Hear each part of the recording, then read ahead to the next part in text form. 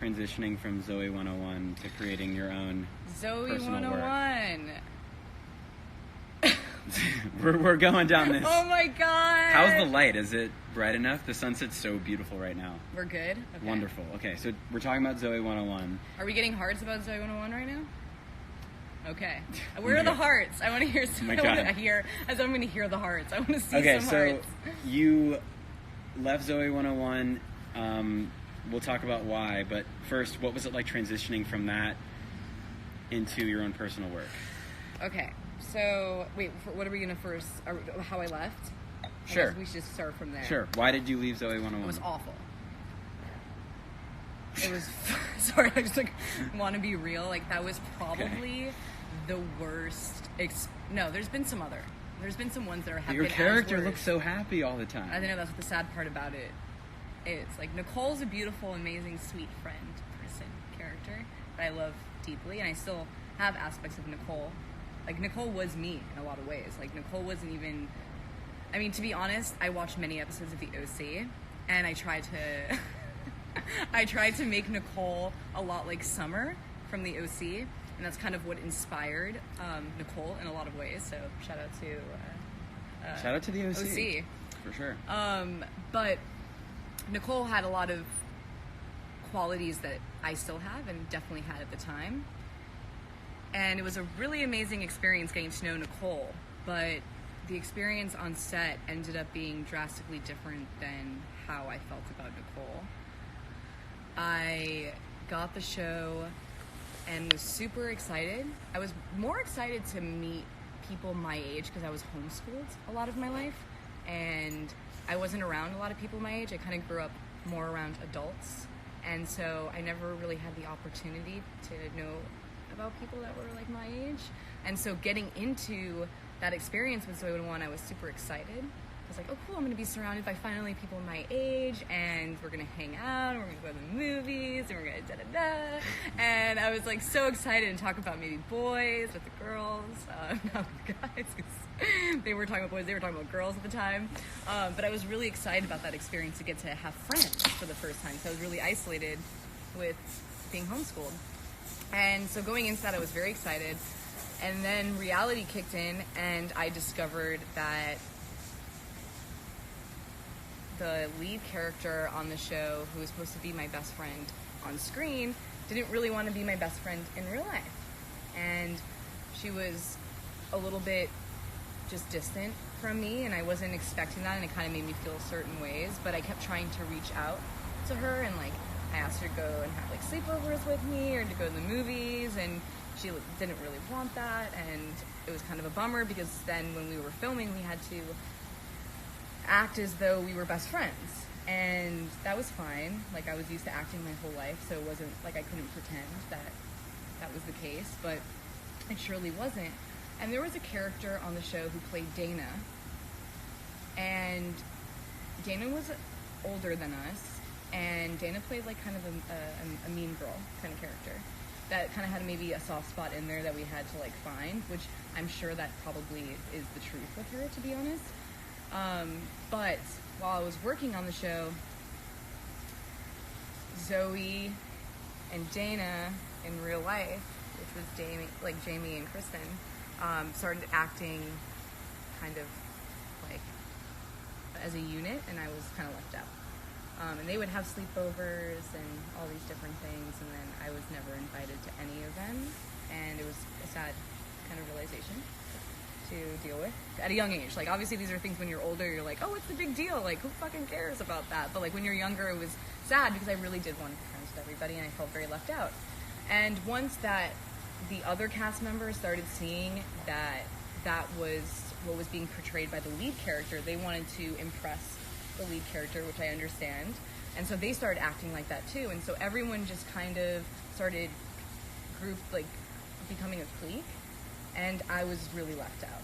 So I would spend most of my days in my trailer with my mom, eating lunch and everything, because no one would sit with me, kind of, which was a horrible experience in general. It was awful, but it started to escalate, and all of a sudden every day I was on set, they would kind of team up together and tell me if I was like an alien because I was so nice, and they would make fun of me for smiling too much, and just like a lot of digs kind of on a regular basis, and it was starting to beat up my self-esteem, and I would cry to my mom every night, and my mom finally reached out to, you know, the adults that were behind the camera, and literally every single adult was like telling my mom that I need to grow up, which, okay, that's totally fair, but I was 12 years old, and I wasn't grown up yet, and I was balancing having to be a certain way on screen and balancing like how I was emotionally being charged off of, you know, behind the scenes,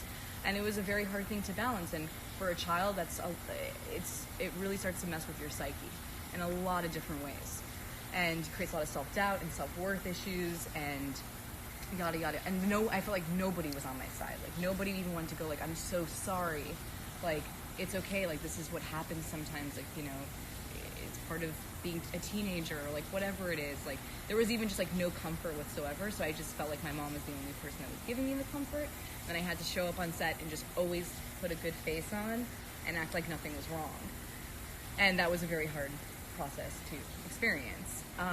So why did you end up leaving the show? I'm getting there. It's a thing. So It's a journey. Light. Want some light? Are we losing light? Bye, We're son. gonna have to move through. We're gonna have to move to another space. Okay. Because now this is a Zoey 101 chapter, and this is gonna be like, The whole chapter. this is gonna be a whole different chapter. We're gonna have to go into the. How are we? Should we move? Yeah, let's walk. Okay, let's walk. Come on. All right. Let's walk and talk. Oh my! Let's walk and talk. All right. Okay. Putting the shoes on. We're moving through time and space. Let's go. Oh my god. Close out the wine. You pause. I didn't. Oh. Okay, we're moving. We're moving. We're going. The cord that is connecting you. Okay, I'm gonna film you, Alexa. No, we're going here? Yeah. No, come next to me. You're not filming. But I want to see let's see what people are saying. I want No, to. once we get there, we're not there yet. We have many questions to go before we get there. I want to properly talk about this. I don't want it to be just like this kind of, do you want to sit maybe here? Mm-hmm. Okay, can everybody see us and hear us right now? Is everyone good? Okay. All right. So, the last episode of the first season, there was an episode where me and Dana, the character Dana, had to basically go behind a rock and then like emerge from behind these like huge rocks in Malibu, or Zuma Beach. I think it was Zuma Beach. We had to like come around them. And it was just me and her, and I was so nervous to be like alone with her because the cameraman and everybody else was very, very, very far away. And we had to like run, to them. I forgot what we were even doing. But anyways, we go behind the rock and there's nobody there, and she pushes me into the rocks. And, just started telling me some like not so nice things, and I heard action, and then we had to like run and pretend we were like friends all of a sudden, which was a trip. And we did the scenes, and then afterwards like ran to my mom and I told her, and then obviously she went to the adults of the show and told them like this is what happened, and I don't feel like my daughter's safe anymore because now everyone's kind of not being so kind to her. And what is this about? And so we need to have a mediator. Like somebody has to sit down with them and have them talk to each other and just settle it. Like Alexa doesn't not like anybody. Like it seems like everyone's just not liking her, and like why don't we just have a conversation about it? So my mom kept begging for a conversation, but nobody wanted to have the conversation. So eventually I found out right before season 2 that Dana was no longer on the show. And I felt like kind of safe in that way. I was like, oh, maybe that dynamic between, Zoey and Dana, like Jamie and her, like maybe if that's not there anymore, maybe we'll have some peace for season 2, and like we can move forward and really get along and just like enjoy the process of working together. It was chill for the first like few episodes, and there was still, I still didn't feel like I could talk to Jamie, like that was just not a reality whatsoever. She didn't want to hang out with me. So that was fine. And I kind of just got used to it at that point. Like, I'd sit with my mom, we'd talk. Sometimes I would talk to Sean Flynn, who was, like, very nice to me at that time. And, like, sometimes the boys were pretty chill. And it was okay. I found, like, the rhythm of it. And I found, like, where I felt safe.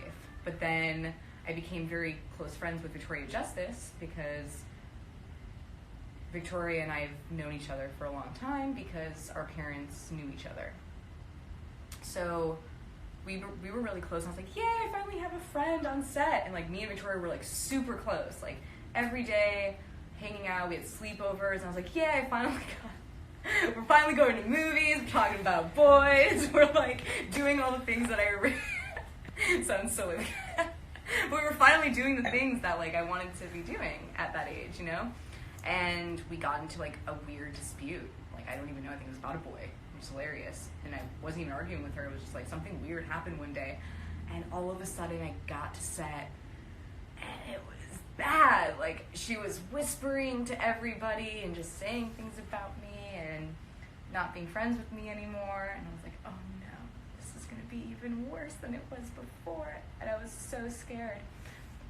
But I was like, okay, whatever. Everyone told me just to be professional. Like, that's what they tell kids, by the way. Like, you be professional. What the fuck is professional to a kid? I don't know. You know? What is, like, I don't even think I knew what that word was when they were telling me. I was like, professional. You know? Okay, I'm just going to smile then the whole time, I guess that's what it means. Like, just to not pretend that nothing bad is happening, or you're not, like, feeling a certain kind of way. And then we got to the last episode, and I was in my trailer with my mom, and usually when you're a minor on set, they have to bring you, they basically have to tell the guardian, which is your parent, exactly where they're taking you, and you can't take any detours because you're a minor. So, like, the first AD's job is to be like, okay, I'm taking her from this spot to makeup and hair. Yes. And so Ian was his name, Ian. He was like, came to the trailer, knocked as usual, and was like, hey, I'm going to take Alexa to makeup and hair, we're going to start filming. Mom was like, cool, Alexa can go. So I'm walking with Ian, and he's like, wait. I could tell, like, energetically there was something weird happening, but I wasn't sure what it was, but I remember thinking, like, why is he nervous? And we were walking, and he goes, wait, and, like, he kind of, like, went like this to me. He was like, Jamie wants to talk to you in her trailer. And I remember looking at him going, when the hell, I mean, I wasn't thinking hell then, but, like, when would Jamie, like, ever want to talk to me, you know? It seemed strange. I was like, okay, maybe she's finally down for the conversation, though. Like, maybe she's inviting me in and we're going to settle. Like, whatever, however she feels, she'll say however she feels and how I feel or whatever. And he was like, so go. And I was like, okay. And he's like, yeah, Jamie's in there. She's ready to talk to you. And I remember thinking, like, maybe my mom should have known. Like, why didn't he say to my mom that if he knew that the whole time that Jamie wanted to talk to me, like, why didn't he tell my mom? And so I went up the stairs, and I remember opening the door, and I saw someone that looked like Jamie run to the back of the trailer. And she was the one who had the biggest trailer than all of us. She had, like, one of those big ones. We had, like, the smaller ones, which are the big ones. So she, like, ran to the back, and I was like, that's weird. Why is Jamie running? And I walked in, and then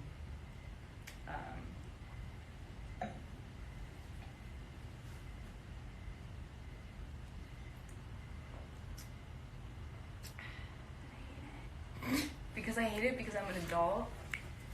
Let's go inside. Oh, light. It's okay. Is it dark? Yeah.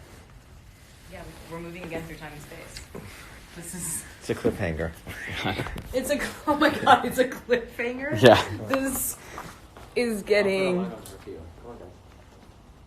When this actually... Dad can, like, be with my mom, though. Why don't we just set it up in the room? Here. Give me... Unplug it. Don't end it. I'll talk to him. How do I... Oh, this is how I swap it. Okay, so we're moving. Sorry. It continues. Okay. It's a long interview. I know, it's about to get deeper, though. Bugs just What happened to the internet? Oh, there we go. Okay. Something like that. That feeling of being under a spotlight makes me feel like I'm being investigated. Okay. Okay.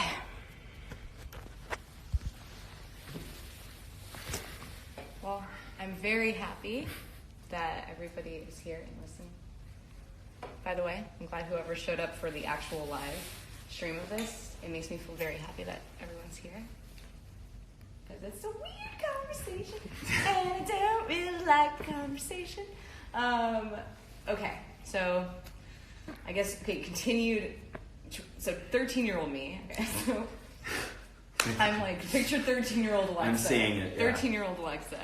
I like walk in and I think like, oh, maybe I'm supposed to like sit on the couch and like wait for her because like she ran to the back. It's just a completely empty, large trailer with the first AD by your side. No, the first AD left me. You just opened the door. You told me to go in there. Just go in there. With no guardian. Okay. That's what's... And that's... You can't do that on So set. so there was no one... You walked in, no one's in there. No one's in there. Well, Okay. no, Jamie ran across. Right. You saw someone I saw run to Jamie. the back. You saw her run to the back. And I felt like it was Jamie, yeah. Okay. And then I like sat down. Yeah. I remember just going, okay, maybe she has to go change really quickly because we are about to go on set. So like I was just like, okay, maybe that's just the case. And she like ran to the back and then I sat down and I was just like waiting, for her to come out. And I was like, Jamie, and then all of a sudden, I'll never forget the image because like Brittany just like came out and she was like kind of in just like a bralette kind of like thing. And you can sit down there if you want and just like zoom into us. You don't have to stand. Go back where you stand. She like just ran at me and I don't want to go. Ran at you? Yeah, like this close and started like berating me and telling me that she was going to make sure that nothing came of my career and that she was going to make sure of it and that nobody messes with her sister. The whole time I'm just thinking Victoria in my head because I'm like, how does she think I've never wanted to mess with her sister? Like there's no messing with her sister. Like there's never been a conflict. It's just like I've been trying to be friends with her and I've gotten no results from it, And she was like, nobody messes with my sister, and she's screaming at me, and then I start like getting sick to my stomach and I start to puke a little bit. And I tried to like run to the door and like she's blocking and she's still yelling at me and I like freeze up and I'm just like horrified by the whole experience. I don't know what to do. And then at the same time I'm thinking in my head like, oh, I loved Britney Spears when I was younger and like she was somebody I looked up to at that time. So like to have her not like me felt awful. Like I all of a sudden was like, maybe I'm not somebody that should be liked because if like my idol from when I was younger doesn't like me, like that sucks. Like what a horrible feeling. And so like all these things are going through my head. I'm like, what did I do wrong? Like trying to figure it out. And then she was kind of grossed out by like me being sick. And like I was begging her to like get out of there. And she like finally like unlocked and she's like, go. And I like ran to my trailer. Like, I remember like not being able to like see anything. It was just like everything was like super blurry. I was like running to the trailer. And I ran in and I went right to the toilet and I started puking. And my mom's like, what the hell is going on? She like comes behind me and she's like, Alexa, tell me what's going on. And I was like trying to find the words, but I couldn't find any. Like everything was coming out as gibberish. And it's horrible. At what point in the season was this? Like season 2. But this like, was spring break, I think. I think it was called the spring break episode. Surprisingly enough, it was our last day. It was your last day of shooting. Which is basically what Britney Spears was like telling me. It was like, after this, you're done. Right. Like, and I then, will make sure that nothing happens. And then tell me about the experience when you were taken into the boardroom at Nickelodeon. So, well, let me rewind a little bit because I want to get to Dan. Okay.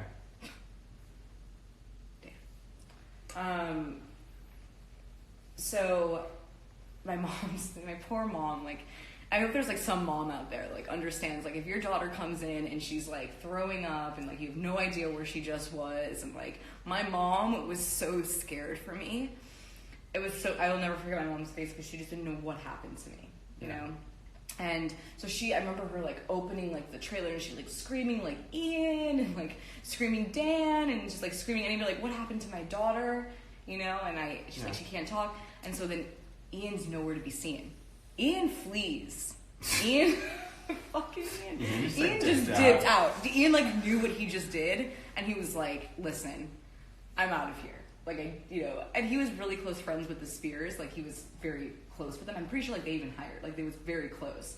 And so he just dipped. He was gone. So my mom was like, anybody. So then there was, like, another, like, PA or somebody that was like, what's going on? Like, I had no idea what was going on. And my mom was like, can you please get Dan? Get Dan here immediately. Get the producers here immediately. Someone needs to figure out what just happened to my daughter. So the PA is like, sure, okay, and like they're all in their walkie-talkies, and like you can just hear the chaos through like the walkies. It's just like, find Dan, find this person. And we waited for a while, and the whole time my mom was like, what happened? I couldn't really tell her what happened. And I was like, I kind of almost want to wait because I remember hearing it in my mind, like I finally want the adults on the show to like understand what I'm going through. Like, now this has escalated too far for me, and like I'm hoping somebody's gonna come now and be like, let's solve this problem. It's gone too far. Someone's being bullied on a regular basis. They've come out to you, like, they've reached for help multiple times, and like now it's gone too far. So one of the executives comes in, and they're just like so cocky. Like the way they come in, like with their like Ray-Bans, and they're just like, so, like they just like come in like, what's going on here? You know what I mean? It's like kind of like CSI Miami, like when he like tips down like the sunglasses, like comes through and he's like, what's going on? Like doesn't really care, he's just like getting paid, he just wants to be in and out, like let's get to set. It's kind of his mode. Like I understand that's how they're trained, like let's just get this moving. And I'm like sick, and my mom's telling him the scenario and like saying like she won't say what's happening. So then finally Dan walks in, and Dan has not helped the entire time. And I don't feel comfortable going into details about what I've seen with Dan or like what Dan is. But he comes through and with a smirk on his face. And because he's known the entire time that it was leading to this. He could have prevented this. Like he could have stepped in and been like, let's be friends here. We're on a kid's show.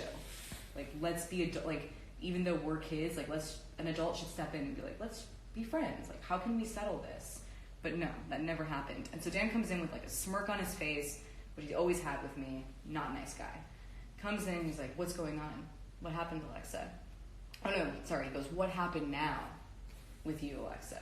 As if it's my fault, like immediately. And I finally start to blurt out, like, what happened? And like, what happened when I went to the trailer, and what happened? And he was like, you have to go on set. You have to film this last scene. And like had no care. He's like, but I have something for you that will probably make you feel better. And I remember being like, what? Like that's his response? Like I'm throwing up here. Like I'm sick to my stomach. This is awful. And his response, I need to get to set, and that, he has something for me that's cool. And he just pulls out, those like portable DVD players that you could like put a DVD in and watch. Yes. He like his assistant like passes me this DVD thing, and I'm just like sitting on the floor like. I'm in the closet area, actually, so I was, like, so scared I was in the closet area. I'm, like, looking at this DVD player going, like, this fucking DVD player means nothing to me, dude. Like, what? So strange. He's like, okay, so now go on set, and let's finish this scene, and we'll talk about this later. And so yet again, as a kid, I have to, like, be professional, even though I'm distraught and horrified, and literally want to never see the face. Like, I don't want to see the day ever again. Go on set. Everyone's being horrible to me. They started like shooting these water guns at me because like all the cast members had like water guns, and before we even started filming, they're like shooting water guns at me and laughing at me. Even like after they knew, because Jamie definitely knew what was going on. It's just horrible. And I'm like humiliated, just sitting there like have to pretend like I'm Nicole, who's like smiley and bubbly and like loves everybody and doing that. It's like a long-winded thing. I'm sorry, but so then afterwards. The execs call my mom and they're like, let's sit down with Alexa and, hear her side of the story and like what happened and blah, blah, blah. And so my mom calls my lawyer, which I find out later was in cahoots with Nickelodeon. So she didn't have my best interest in mind. And they're like, yeah, just go and meet up with the execs. It's going to be totally fine. We get to Nickelodeon on Sunset, and there's all the execs there, including Dan, and they asked my mom if I can go in there alone. And my mom goes, no, absolutely not.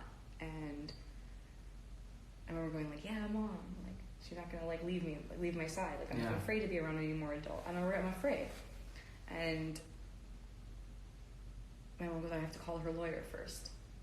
We call my lawyer, and she ends up telling us that it's okay for me to go in there alone.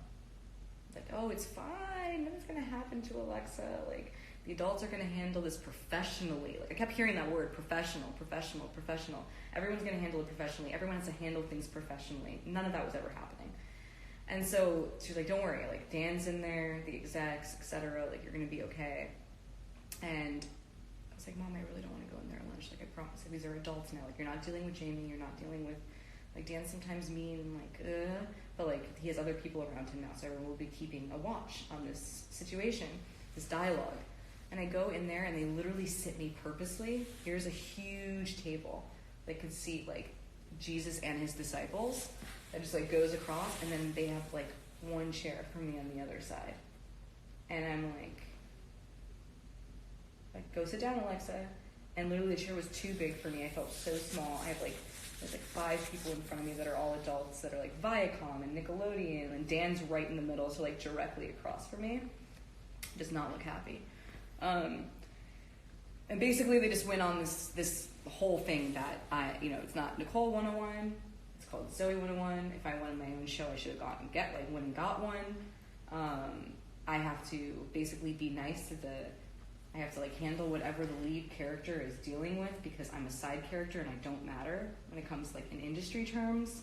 I have to put on a good face. Like I can't take it just like it went on and on and on. Like maybe there was some truth in what like Dan was like maybe there's some truth in what Brittany said. Like maybe you shouldn't be in this industry. Like maybe it's too much for you. Like you can't handle it. It's like fucked up shit. Like really, really. And it was like for 20 minutes I'm crying there just listening to all these adults like tell me that I don't really matter, that I shouldn't have been in the industry to begin with, that I don't really have a voice, that everything that I felt is irrelevant, basically, and that I need to be professional and just suck it up. And that's it.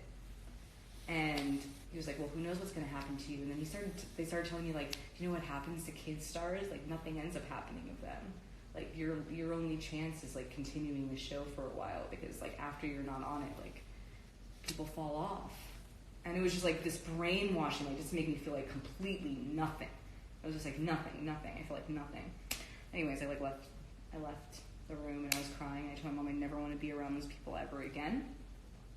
I felt absolutely horrible. I knew I was going to have I already knew then in some way or another that I was going to need years of therapy or something because that was just awful experience. I felt like nothing. I felt horrible. I felt really low. Anyways. And that was the departure off of... And we're going to go public. Okay. About the situation. Okay, can you sit over here? More light? Yeah. Beneki. You want to find a good spot? No, this is fine. Well, we can be like this. I can sit right here and hold it. No, you're good. You can totally... Okay. Hello. Let's see what people are asking. Any questions at all? This is deep. Yeah, no, it's too deep, Miko. Don't go down that rabbit hole. Okay. No, you just ask now. You don't need to do that. It's gonna get too crazy. Okay. Hello. Hi. That was a wild experience so far. Oh my God. This is very candid. This is so real. I hope, I don't even know what anyone's saying. Why did Dana push you? Was Aaron nice? The boys? You don't have to read every question out loud. Okay. Because if I don't want to answer something, Feel you. Also, here. I need to be able to see. I don't like Dan.